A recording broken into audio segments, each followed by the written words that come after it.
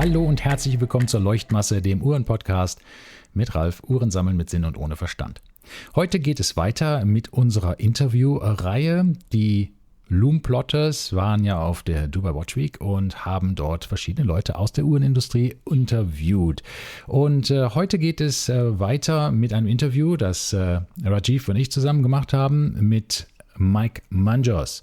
Mike Manjos ist der Chief Sales Officer von Watchbox und auch der Chief Revenue Officer von Govberg, die jetzt alle zusammen die neue 1916-Firma gegründet haben, zusammen noch mit zwei anderen Juwelierfirmen, die also quasi eine große autorisierte Händler, also Konzessionäre sind von verschiedenen Marken und sich jetzt zusammengeschlossen haben zu einer großen neuen Firma.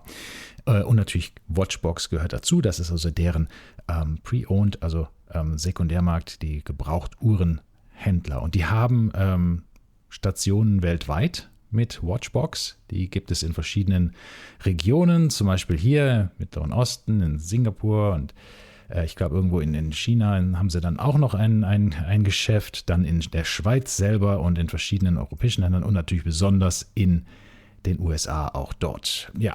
Und Mike erzählt uns ein bisschen, wie er jetzt den Markt so einschätzt, wie er denkt, dass sich der Markt entwickeln wird in der Zukunft und was er sonst so alles von der derzeitigen Uhrenmanie oder Uhrenmania quasi so hält. Also viel Spaß bei dem Interview, hört es euch an und ich hoffe, es gefällt. Bis danach. Tschüss. Here we are again.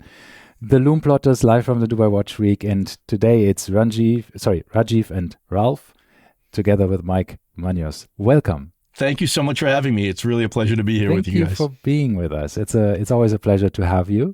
And I mean, it's the first time you are on a podcast, but I have spoken to you many times before. So yes. I feel like I see you again, right? So it's old friends now. Yeah, exactly. So how has it been? Sorry, the 5 days of Dubai Watch Week. No, so it's far. been amazing. And I mean, I guess I was a little apprehensive coming. I've been twice before, so I knew what to expect. But, you know, the world's a different place right now. The markets have been different. So you didn't really get an idea of how the energy was going to be, how many people would turn up. And it's been far and away the best Dubai Watch Week I've ever attended.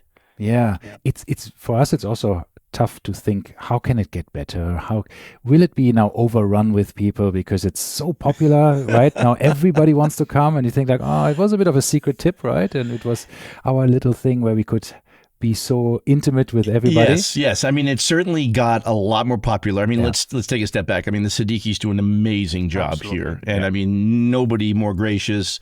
Absolutely. But what I didn't expect was the booths are bigger, the build outs are better, the main hall is better, and then there just were so many really passionate collectors here. And again, coming from all over the world now, where before, you know, the first time I came, it was felt much more regional. Right. And now I've met collectors, you know, from the Netherlands, from Switzerland, from the US, from London.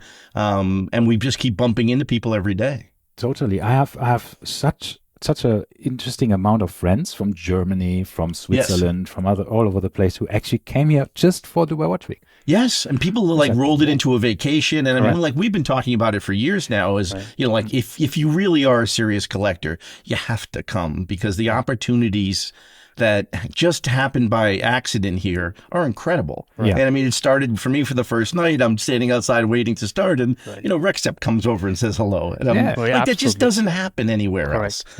And Philippe Dufour, I'm bumping into again, and they're like just all the biggest people in our industry and the people who are the most passionate are all in one place.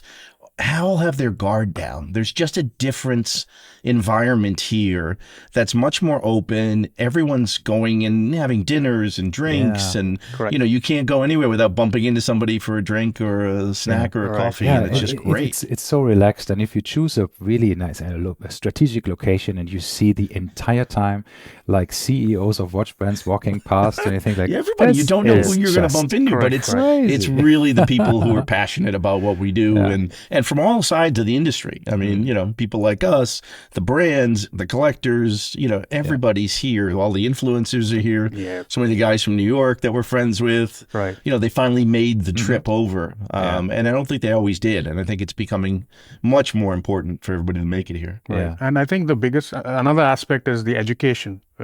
Big time. Yeah. Because a lot of the general public, when they come in and they see the Rolex booth being like a museum, the Ulysse Nardin freak exhibition, we're sitting, being inside a movement, various aspects. I mean, then you have various immersive experiences with Van Cleef. So overall, it's been an amazing ride, and that too, just to bring awareness of for watches and in terms of making first time. I think the brands have now realized they do need to step up their game here specifically, because it's not commercial. So you really do have to make it interesting and tell the story. Yeah. And the best part of our business is the stories. Correct. I mean, the best part of the history is, and a lot of the collectors, you can read things online, but seeing it in front of you, actually seeing the product, seeing new product, seeing old product, and having it exhibited by the brands in a way that is just different than everywhere else. Right. I mean, I spent 35 years going to Basel, and the last 10 was just misery. Right. I mean, it was just never fun anymore because it was so stiff and it was so unwelcoming, and occasionally you'd get to have a good dinner, but like other than that, you didn't have just the random ability to bump into people and to spend time with people and to just casually pass by like it's your little community. Yeah. And it's like a little community here. We're in our own little bubble in the middle of Dubai, and everybody knows each other. And literally, I would walk 10 feet and someone would come say hello, and I was doing the same to them. Right. Yeah, and you get to wear the watches as well. Oh, the ability to touch everything Yeah. is the other big thing. And that was my always beef with Basel was, the big security guys if you're trying to get too close to the windows, for God's sakes, forget touching the watches. And especially from a private person, you couldn't get near the booths. This is our co-host Martin. He's a professor at the university, so he has to teach today. So unfortunately, he's not with us today. But I'm sorry. He would tell you the story that he flew to Baselworld, the last Baselworld, and he said, I flew over from Dubai to Switzerland just for the fair. I spent 1 hour there. The only people who wanted to talk to us was Oris. Everybody else said, you can watch at the booth from the outside, thank you, but nothing. Yes. I mean, they wouldn't hand you a catalog, for God's sakes. It was like you were bothering them. Right, and exactly. even us as a dealer would get that feeling, but the consumers, because they would like, oh, should I go? I'm like, no, you're going to hate these people if you go. They're just not there. And for some reason, and I go back to probably the family itself and the warmth you feel from everybody in the family and the welcoming and they want everybody here. This isn't about their business. This is about the community. Yeah. And it's really amazing. I don't think this could happen with any other, certainly retailer in the world, where they'd invite everybody and, competitors and brands and people they don't do business with. Absolutely. All are welcome. Yeah, it is. I mean, even having seen it a few times, the amount of everything is temporary. Every exhibition here, every room you walk into is temporary. It is just mind-blowing. Well, I was lucky enough to be here. I had to do another trip 3 weeks ago. I was here. Yeah. And they were just building the center. And I mean, just watching the progression of those 3 or 4 days and then coming back 3 weeks later, it's incredible. And I was in a meeting upstairs in the gate on the 14th floor today, just looking down upon it. Right. It's so impressive. Yeah, it is. And again, every time, this is my third one. I don't know how many times you guys have been here, but amazing how it gets better each and every time. Absolutely. Yeah, it is. Let's see what they have in store in the next 2 years from now. So. And 2 years, I know. It's kind of the only thing I don't like about it is I got to wait 2 years now. Yeah, exactly. You should make it annual right now. We should actually tell Hind I'm going to Siddiqui. tell Hind on the way out. We want to come back next year. Yeah. But honestly, we were lucky enough that they do the off years they do around the world. And the last time was in New York. Right. Yes, so we were able to go up to New York and spend time and again see our friends. Sure. Not as grand an event, but still very nice. So wherever the off year is next year, I'm sure we'll try to make it. Do you know where it's next year? No. Have they announced it? I don't know. No, I don't know either. It was in London, then it was in New York. Now let's see what's next. Yeah. All right, Mike, more about you and congratulations on your on the new company, Yes. the 1960 company, which has now got Watchbox and Goffberg Jewelers, and there are two other Correct. Yes. I mean, it is going to be our umbrella brand. We will eventually, hasn't happened yet, but by April next year, all of the brands will be under the 1916 company. It's, an amazing adventure. I've been with Watchbox almost 6 years. And when I first saw it, I was coming from retail. I just knew what they were onto was something special and going to be the next level. Right. I didn't expect it to get to this level this quickly. Okay. Yeah, no, I mean, it's been an amazing ride. Right. And now this really is the next step for us. It allows us to do everything we've always wanted to do. It's taking primary. We added Radcliffe Jewelers in Baltimore and Delaware. We added stores in Scottsdale and now in California. So we'll be basically nationwide in the U.S., selling primary and pre-owned. Right. And then introducing the pre-owned, which we've done primarily at Watchbox, to some of these new markets that haven't really gotten into pre-owned. I mean, most retailers never got into the pre-owned because the brands were always nervous about it. Yeah. And, 5 years ago, they were even looking at us a little funny most of the time. Right. Yeah. But now we have very good relationships with most of the major brands and even a lot of the small brands here. And what I got to do here was spend more time with them and talk to them about their secondary market. Right. And, it's an important discussion for most of the brands because, it reflects on the brand itself, how the secondary market performs. And I think another thing with, you don't mind me saying Watchbox. No, we still say it. So we we still have the t-shirts. So with Watchbox, I think the advantage that most consumers have is when they go to Watchbox, there's a lot of transparency. Whatever they're purchasing, you as a company would, if they ask, what's the history of the watch? Oh, absolutely. Have there been any, have you polished the watch or have you bought anything new? You're very transparent, and which is fantastic, which is very rare actually.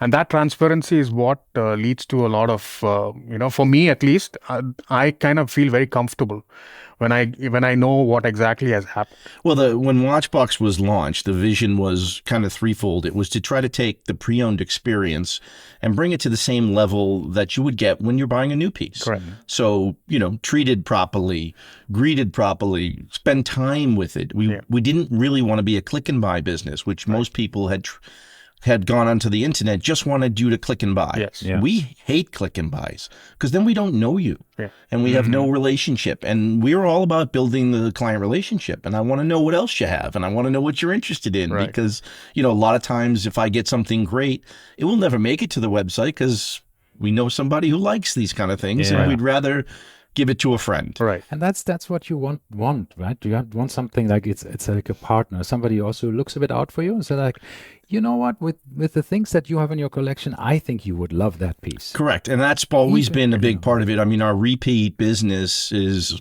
somewhere between 55 and 60% of our that's an transactions. amazing conversion. It just keeps coming because, again, most of us have the disease. We don't buy one watch.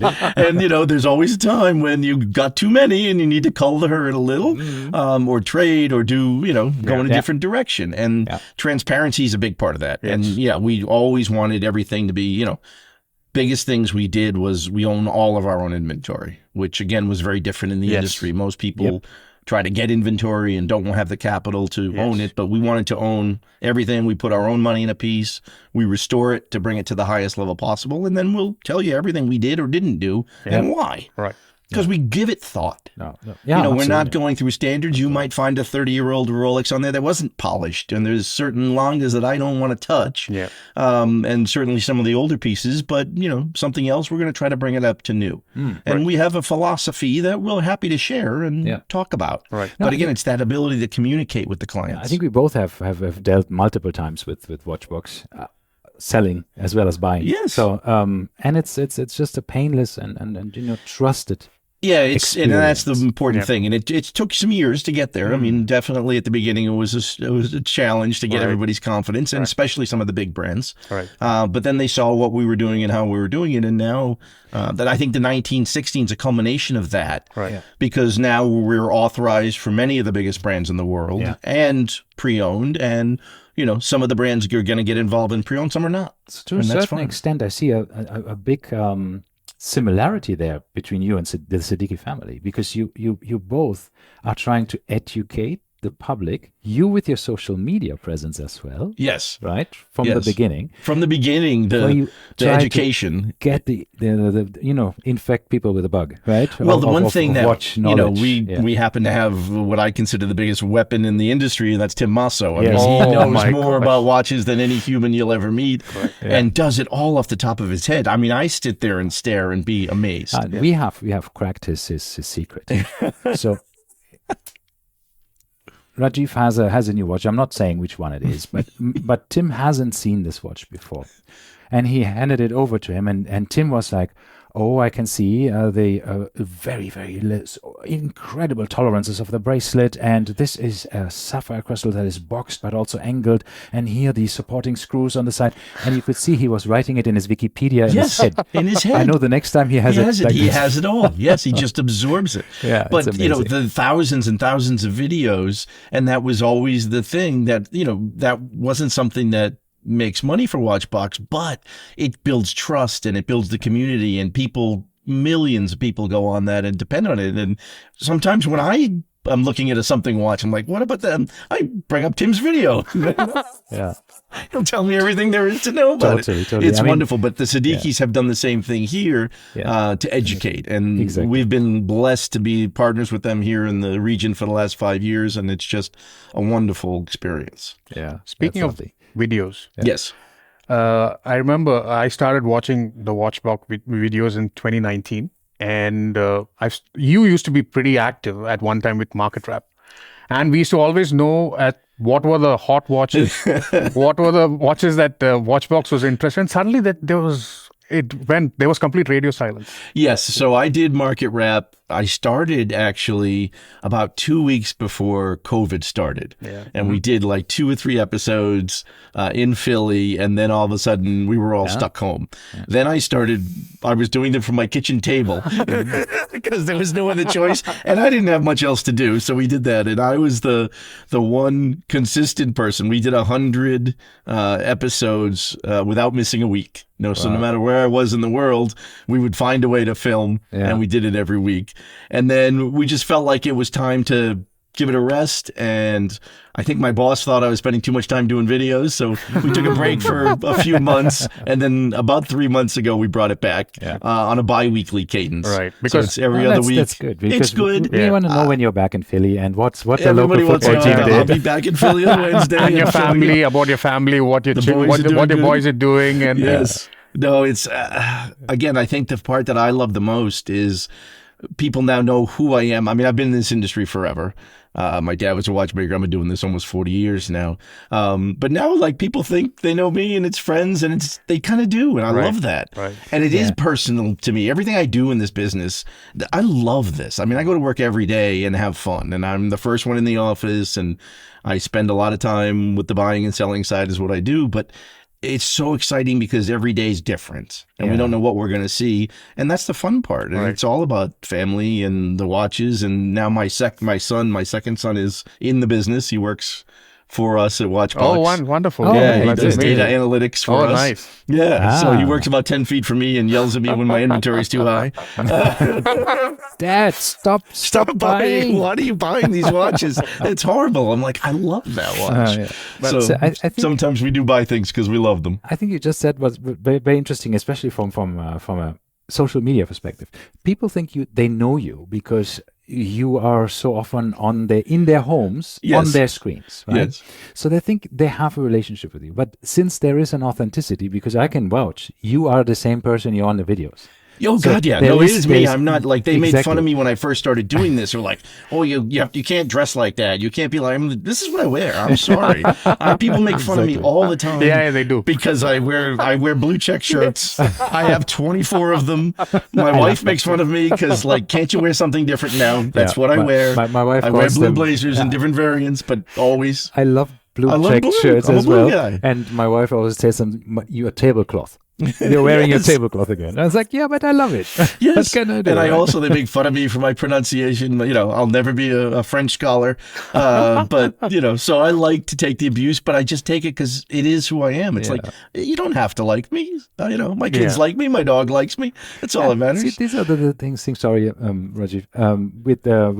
With watches as well, right? Yes, we had not the everybody's discussion gonna like the same. with Reshab and with Ming and with who else do we had on the show? Rolf Studer and Beaver. Jean-Claude Biver.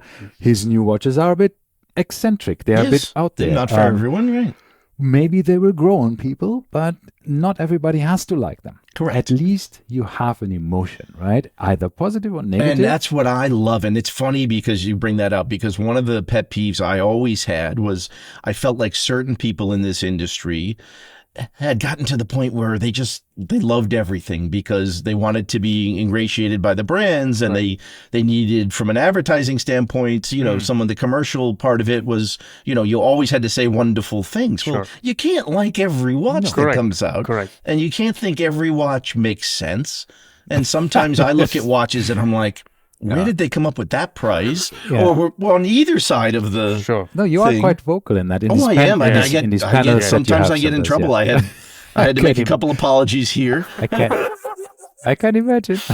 But I am who I am, and I feel like people react to that because they know if I tell you I like something, I really do. I will not. Yeah. I'm too old to lie. I can't remember what I said, so I just stick with the truth. You have the fun side when you're on video, but I've seen you on the other side where you're a very tough negotiator. Like with these Roman Schaff videos, when he's coming to you dealing with watch, and you're like so serious and like, no, I'm not giving it to you at that price. Yes, you know, again. It's a very small community we live in. And again, I've been doing the IWJG shows and all the shows, trade shows in Hong Kong for 25, 30 years. So most of the guys know me. And it's a rough and tough business on that side, without a doubt. And Roman, I consider a friend. I think he does great what he does. He's definitely wants to be a YouTube star more than a watch dealer, and I'm less of that. He's much better at it than I am. He's wonderful.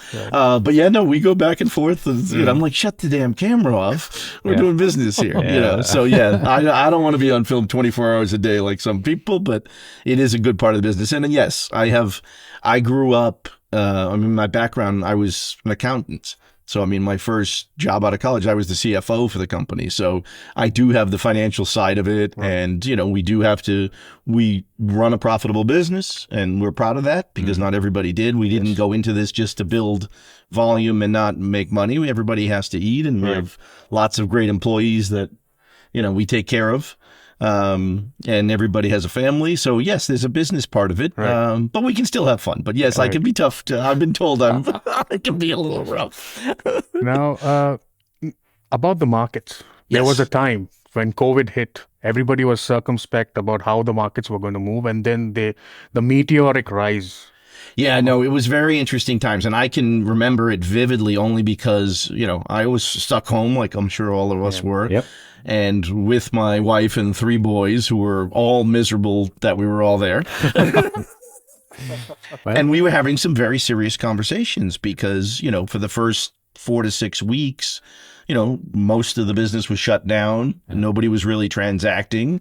You know, it was a little bit scary. We, you know, made some contingency plans. We were, you know, we'll all tighten our belts. We'll do what we have to do. And then I remember sitting by my pool, because that was my office. It was great. We had a great tan at the time. In like, you know, in the June there, when the first Phillips auction hit. And it went nuts. And suddenly everybody was buying. I mean, everything in the auction sold, which you never saw back then. Before then, 100% sellouts were not common. And prices were super strong. And we were all going like, hey, wait a minute. Maybe this is going to be okay. Most of our competition got put out of business because they were retail stores. So the retail stores couldn't open. So we had a skeleton staff, and we had loyal people who were making their way in and taking pictures and doing videos. And suddenly 8 weeks, 10 weeks later, things started really going up. And I mean, we were selling faster than we ever sold. Prices were going up, and it went on like that for almost 2 years, where it honestly, to me, was getting ridiculous. Yes. You know, so many people came into the business because it was so easy. All you had to do was buy as much as you can, and in a month, flip it. Mm. You made money. Yeah. And it got like any exuberance in any market, it gets unhealthy. Oh yeah, totally. But, I mean, it felt like my crypto investments. It was great for a short while of time, and then it went all haywire. Because you think you're a superstar, right? Oh God, because yes. everybody buys and Yes. sells for more money, and you think like, we oh, I'm were so all good. geniuses, and certainly you couldn't make a mistake. But no, it's. I've been lucky enough to have been around long enough that I've been through a few of these, and most of my traders, and we have a bunch all over the world, had never really experienced anything except watches going up. Right. They've been doing this 2, 3, 4, 5 years. Everything was easy. Everything was great. Prices went up. Just wait so a easy little to buy and then make back a from a profit. client when you sold it to him 2 years ago and you're paying him more than he paid for it. Right. That's a great job. Yeah. But I've been through, the late 90s, 91, 2000, 2007 when the world really ended. 2008, 9, I mean, just so many bumps that I knew enough, like, this will not last forever, I promise you. And it's probably a good thing. Yeah. At the same time, were you scared that when it reached those scary levels, because you were buying the watches from the customers at high prices? Oh, God, yeah. Were you at what point of time did you think that it was going to plateau and then go south? Well, I mean, again, we have a fairly sophisticated business model, and we have what we call risk management team. Right. And we spend, every week we sit down and have meetings and look at our inventory levels and margins and turns and, return on inventories. And I mean, that we spend a lot of times, and we saw it starting to slow down. Right. I mean, you can, with enough data, you can start seeing the trends hopefully a little earlier. And we did. And I remember back April, not this year, last year, being at a show, at an IWJG show, and seeing the Japanese just bringing in Rolexes at much cheaper prices and flooding them in. And I just got on the phone. I'm like, guys, move. And we started aggressively underpricing the market. And everybody's like, what are they doing? Right. And I was just like, we just want to get lean. And we did. Yeah. And we got ahead of it. And a lot of people make the mistake because they haven't been through a downturn of, maybe it'll get better. I'll wait. Yeah. And, I don't need to sell it. So I'll sit up sunken fallacy, cost. right? Yeah, exactly. And I'm just the opposite. I'm like, let me just sell them, put the cash in the bank, and I'll buy back cheaper, and then I'll be fine. Right. And then it replaces itself.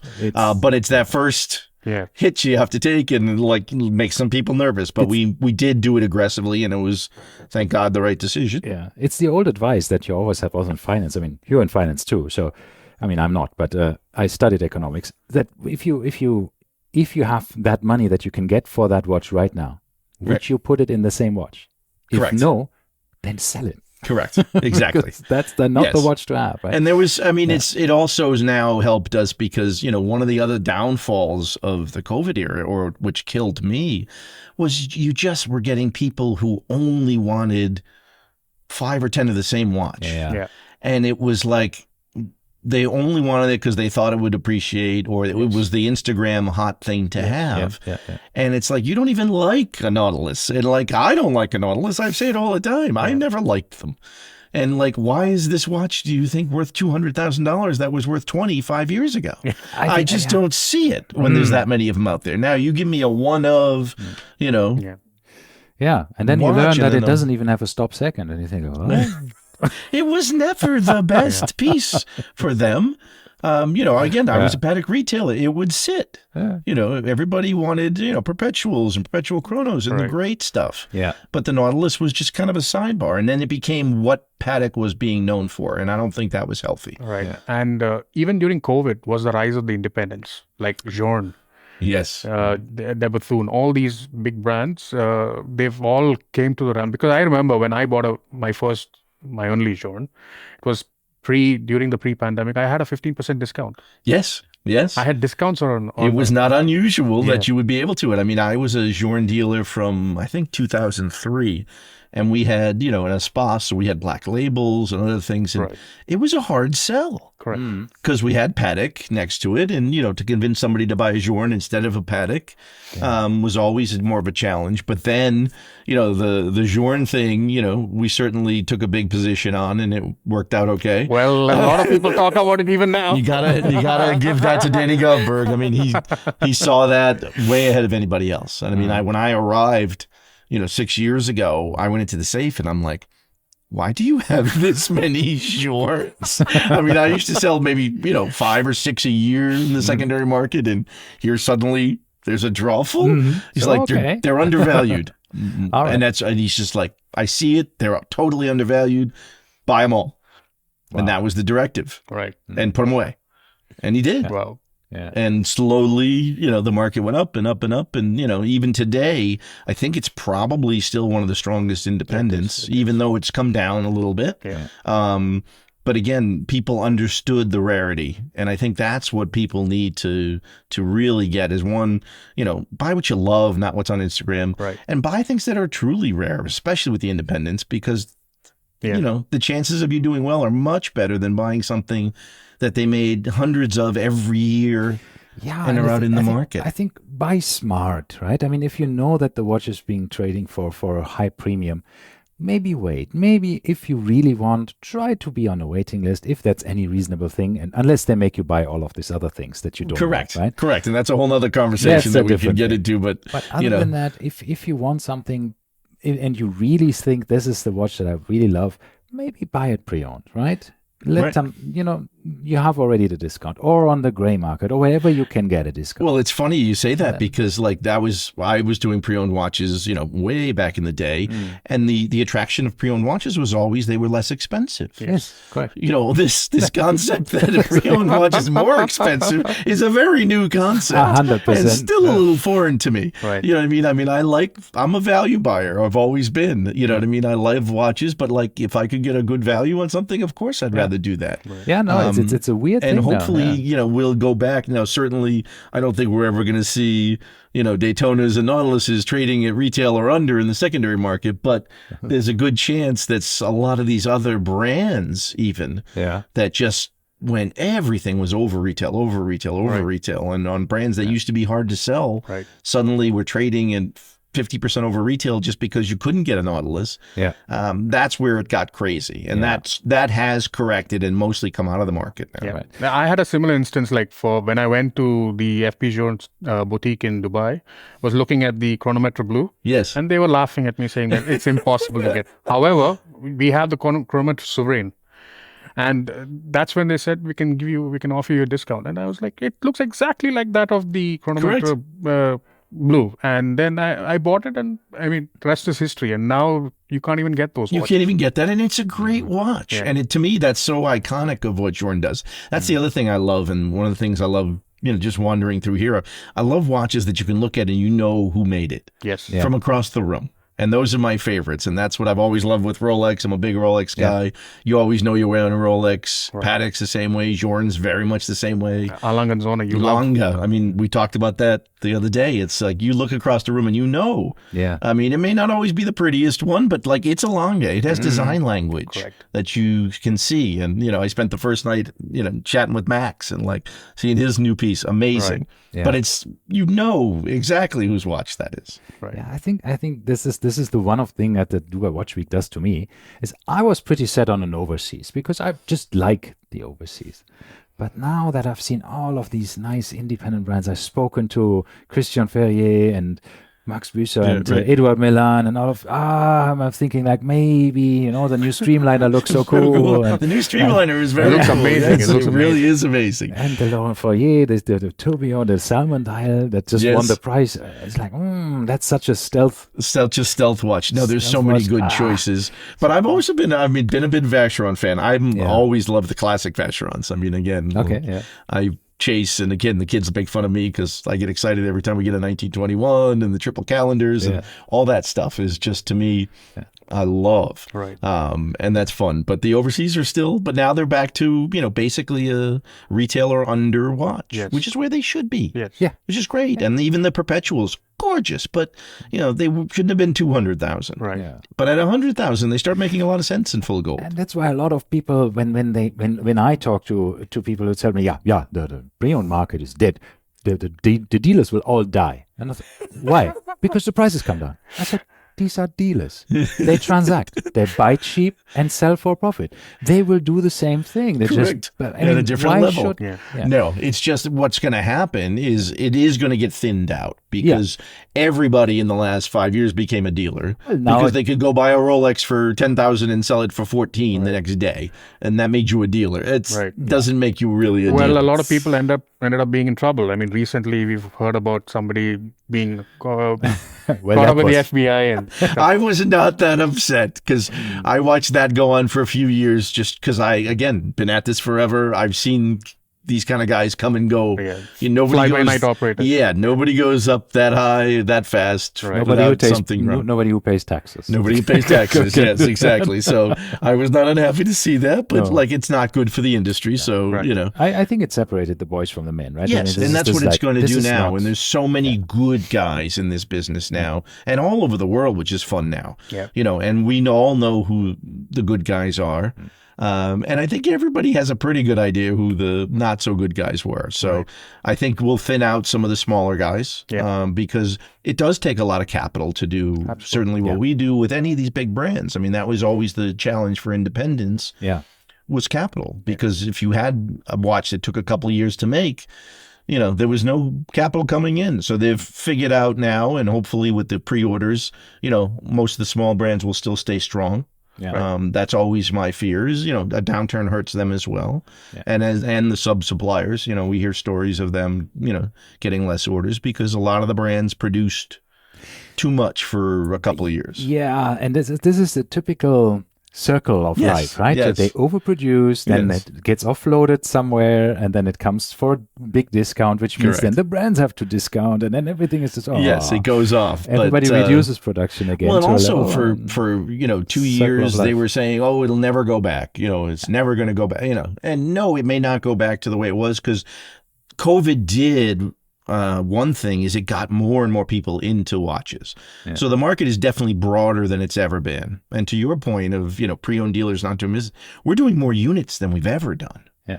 Now, granted, the average ticket's a little bit lower than it was at the peak because, the prices are lower. But as long as units are turning, a very healthy business. I mean, it'll come back, and we're seeing that because more people are getting into it, more people are trading back. We also had about a 6-month period where people were resistant to trade because they're like, oh no, it was worth more before. And now everybody's kind of the same way we are. It's like, yeah, it was. We missed the peak. Yeah. Hopefully we missed the bottom.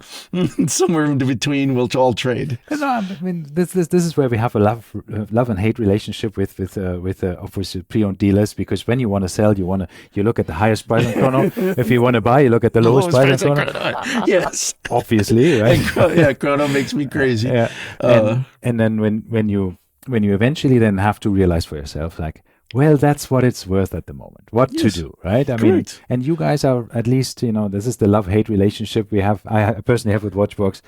You offer a price that is usually, for me, too low. Obviously, right? I always, as a seller, I want to have more. Right. As a buyer, I'm happy because I know that you have done that. Your product is of stellar quality, so that's why I have no quabbles with that. And if I really want the watch, I can pick up the phone. And that's the thing, I think, what you said, we want to actually talk to you. Yes. It's not just look at the website and say, that's the price. Maybe is a bit of wiggle room or something else you can do, or combine two deals or something like that. But then the bullet you have to take is with people who actually purchase. As you do. You're not consigning. It's not like, well, you can give it to us. We put it on the website for a couple of months. And see what happens. But they know most likely they can't sell it. They just do it to shut you up and say, okay, fine. And then they will tell you, well, the price is too high. That's exactly. Yeah, and it's not the kind of, we're much, again, I want to be transparent. I want to be straight. I mean, we obviously need to make a margin, but we also are laying our own money into it, and we know the market, which is good. But I also love the ability to see it globally. Yeah. having all the offices and, because Hong Kong, Singapore, Dubai, the US, Switzerland, all very different. Right. And also very different on what sells where. Yeah. We can source in certain markets, certain brands and sell in other markets where they're not as, desirable. So it's fun to play that arbitrage as well. So that helps. But it's also to see what comes and goes and what gets hot. Yeah. We were talking about it yesterday is, suddenly for some reason, and I can't tell you why, Long has been crazy hot the last 2 months. Oh, okay. Oh, is it? I didn't even know that. And I even talked to them. I mean, I have friends there in the U.S. and, and they're seeing a little bit of a slowdown on the retail side, but on the secondary market, it's been super strong. And I think part of that is, the way they're sold today. Yeah. Almost everything's through the boutique. And if you want something that's really nice, you're going to get two Longs, which I don't necessarily agree with, but this is the approach that many of the brands have taken. Yeah. Sure. And since you're a market expert, for our listeners, have we bottomed out in the watch industry, or you see it's always hard to call a bottom. I think on most brands, the answer would be yes.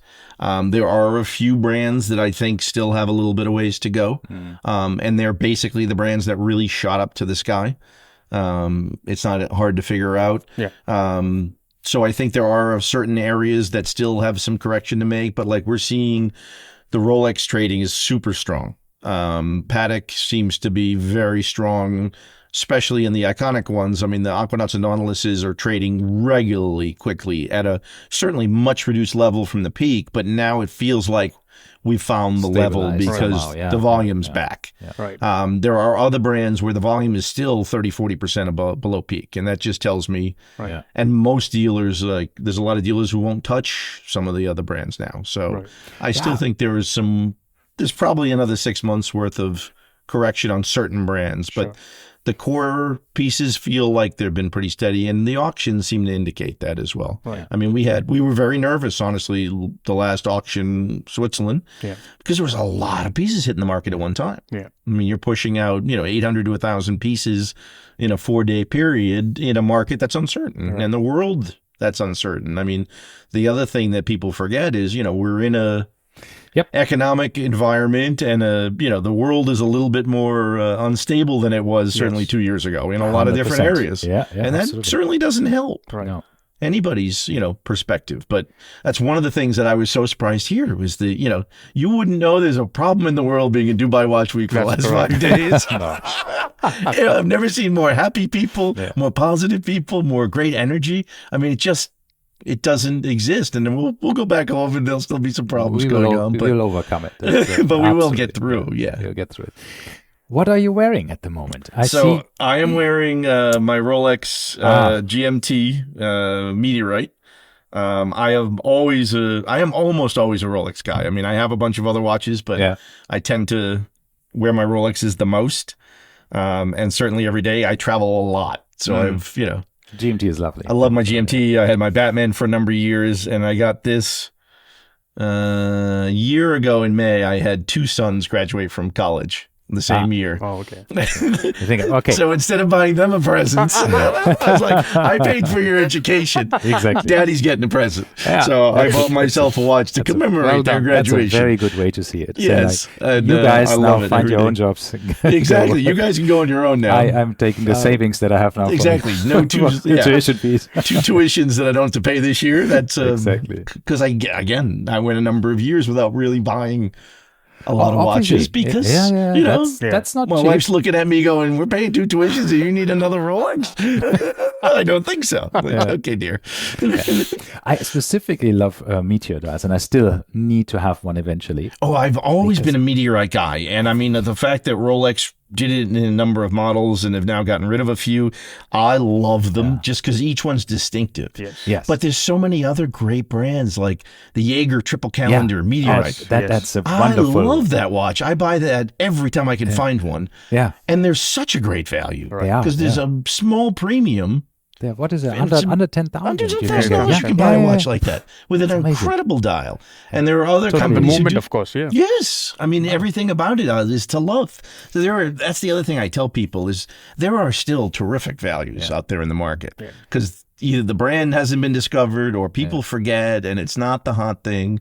But Jaeger, to me, there's some great values in Jaeger. We just got a Montpassoir Ulysse Nardin downstairs. Okay, they made they made 175 of them, and then they did a small run. I have number 3 down there. It's a beautiful single button chrono, the same movement that's in the Cartier Tortue. Yeah. Which Cartier Tortues were the Journe movement. Journe movements. Wonderful. It's a third of the price because nobody knows, and it's arguably a better shape and prettier. Right. But people will figure it out. It's the same. It's the same because I have also noticed something like Blancpain has come out with the 70th year anniversary, the Act 3, which is bronze gold. Right. They've priced it on the higher side. However, you get Omega Seamaster with almost the same. In fact, the movement is meta certified and cost certified, so which has actually got more value, and it's almost less than half the price of the Blancpain. So you can actually find all these. And that's what I think will be healthy for the market in the next year or two. Is I think people will go back to, like, okay, let's do some research. Let's talk to people who and understand what was out there. There were so many great things that were produced kind of in the 90s, late 80s, early 90s to the 2000s that people forgot about. And brands that don't exist anymore. And I think that discovery process, you think to Cartier, we talk about, I was a CP/CB dealer in the 90s, and it was a hard slog to sell that. And now everyone's discovered and it's cool and it's hip again. Now suddenly, that's become the hot thing. And we're seeing it now with early brigades. We're seeing it, Daniel Roth is going to come back, Universal. There's so many good brands that we could discover if we just do a little more research and time. And I think this is why so many people got into watches and now start to mature a bit, right? Also in their tastes. They now understand, okay, I chased all of the hype pieces. I understand. I owned them for a while. Now maybe I can let go of some and just enjoy like the real horology, right? And go a bit more into some of the more unique pieces. And have the stories and the passion. I mean, again, this is all about stories and why they made these things and what the thought process was and some of the people. I mean, that's what I love is, I love to see some of these brands being brought back. They're going to relaunch Roth next year. Very interesting seeing the early stuff. But now, like a lot of the kids in my office are like, "Oh, tell me about Daniel Roth." I was like, because it was it was wild back in the day. You know what I mean? It was cutting edge. It was a big thing. But again, didn't work out long term because money gets in the way sometimes. And I think it's now we have done full circle. And sorry, we have gone way over time. Oh, yes. So I'm sorry. I talk. We were enjoying this conversation. For us, it's great. We love it. But I think we have taken so much of your time. No, so sorry for that. That's my problem. They tell me all the time I talk too much. But we've come full circle. It's the stories that sell, right? Yes. And I think even Rolex, which is getting not so much attention sometimes here because they didn't launch anything here. Right. But in that booth, you get the whole rundown of the history, and you have people to talk to, people to show you some watches, and just without the pressure of buying or telling you can't have it, you can have it, correct. You can have it. You take the commercial aspect out of it. You take this out, and you have spent time in a Rolex facility with some history, with an exhibition. That's nice. That's really nice. Really no, it's lovely. the stories that sell, and it's also the passion. Yeah. You come here and you talk to the guys, the watchmakers, and you can see it in their eyes. They love this. They did this for a reason. And even when we're selling them, it's like when you get excited about a watch, the collectors can tell the difference. Like they know what I like and don't like. And it's like, it does come across. And I think it's important that, again, buy what you love. It's fun to be able to sell what we love and discover so many new things. Right. Wonderful. Mike Manjos, thank you so much for being with us. Oh, thank you so much for having me. It's truly been an honor. It was lovely. Anytime. Hopefully we'll do it again in 2 years. Have a safe travel home. Thank you so much. I'll be back in Philly. Back to Philly, yes. Want to hear all about it. Thank you so much. All right. Take care. Ja, das war es dann auch mit dem Interview mit Mike Manjos, dem Chief Sales Officer und Chief Revenue Officer von der 1916 Firma Watchbox und Goffberg und so weiter und so weiter. Ja, sehr interessant. Buy what you love, also kauft, was ihr mögt und was ihr liebt und dann habt ihr keine Probleme mit irgendwelchen Wertverlust oder Steigerungen, denn es ist ja immer noch die Uhr, die euch am meisten Freude bereitet und das ist unbezahlbar. Naja, in diesem Sinne hoffe ich, es hat euch gefallen und wir hören uns dann demnächst wieder. Bis bald. Tschüss.